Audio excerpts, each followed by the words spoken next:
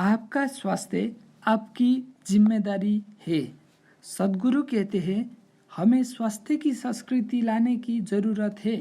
कैसे हम खाना चाहिए, कि हम कैसे बैठे, कैसे खड़े हो, कैसे सांस ले।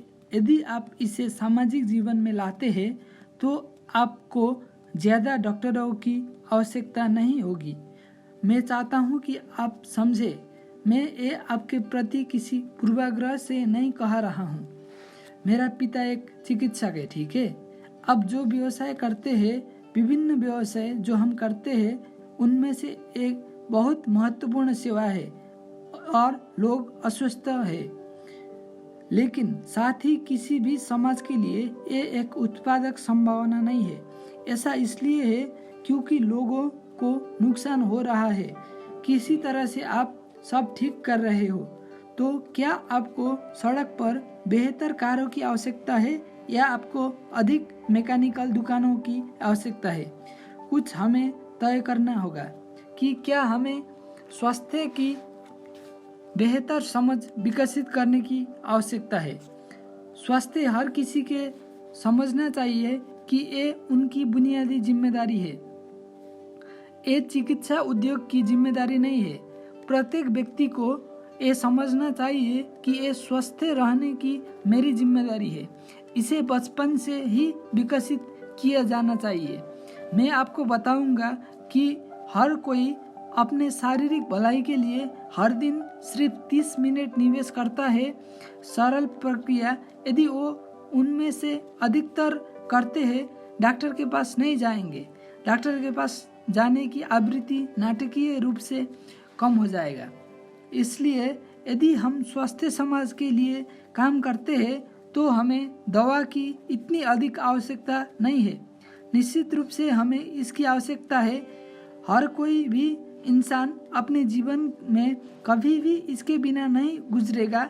ये हमेशा होता है, रहेगा। लेकिन साथ ही आप कितने बीमार पड़ते हैं, आप कितने बार बीमार पड़ते हैं, ये सेखी बघारने वाली बातें कहने के लिए नहीं है, बल्कि इन 37 वर्षों में वस्तुतः हर दिन सप्ताह के 7 दिन सक्रिय रहा हूँ।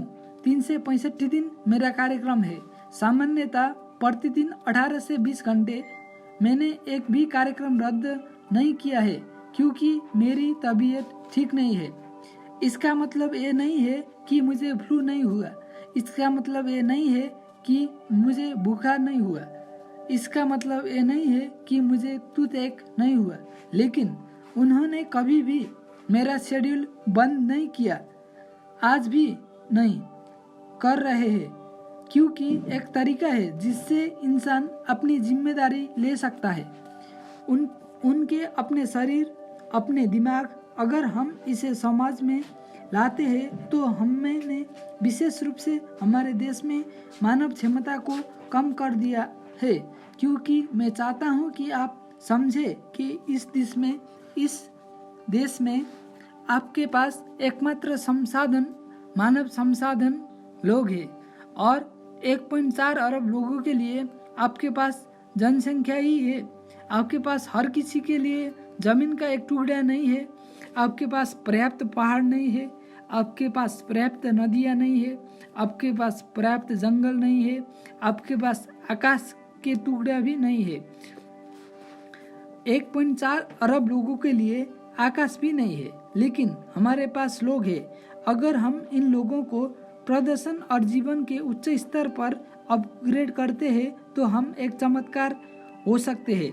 लेकिन अगर आप उन्हें ऐसे ही अनफोकस्ड, अस्वस्थ कर छोड़ देते हो और जो कुछ भी है वो आपदा के लिए एक नुक्खा है, हाँ या नहीं?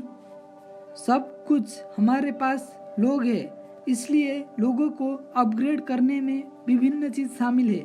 लेकिन सबसे बुनियादी चीज स्वास्थ्य है कि लोग स्वस्थ है। आज कुपोषण के मुद्दे है, लोगों के पसंद के अनुसार खराब भोजन खाने के मुद्दे है। इन सबसे ऊपर भारत के साथ सबसे बड़ी समस्या में एक ये है, शारीरिक रूप से सक्रिय नहीं है, फिटनेस की कोई संस्कृति नहीं है। इसलिए विशेष रूप से आप में से वो लोग जो डॉक्टर बनने जा रहे हो, सबसे पहले और सबसे महत्वपूर्ण बात यह है कि यदि कोई मरीज आपको देखता है तो आपको स्वास्थ्य पर ध्यान देना चाहिए और स्वास्थ्य देखना चाहिए। दिखने के लिए पर्याप्त चिकित्सक और वैज्ञानिक सबूत है कि केवल जब आप अनुभव की सुखद स्थिति में होते हैं तो आपका शरीर और आपका मस्तिष्क सबसे अच्छे से काम करता है। ये बहुत महत्वपूर्ण है कि आपको शरीर और आपका मस्तिष्क सर्वोत्तम तरीके से काम करता है, इसे अपना सर्वश्रेष्ठ काम करना चाहिए। इसके लिए ये बहुत महत्वपूर्ण है। यदि आप यहाँ अपने स्वभाव के कारण शांतिपूर्ण और आनंदमय बैठे हैं, आपको अपने लिए इतना करना चाहिए कि आप किसी को छूने से पहले, अगर मैं आपको छूने जा रहा हूँ तो मेरे हाथ साफ होना चाहिए, है ना। अन्य लोगों के स्वास्थ्य के बारे में बात करने से पहले आपको स्वास्थ्य का प्रतीक होना चाहिए। आपको अपने लिए ऐसा करना चाहिए। Thank you.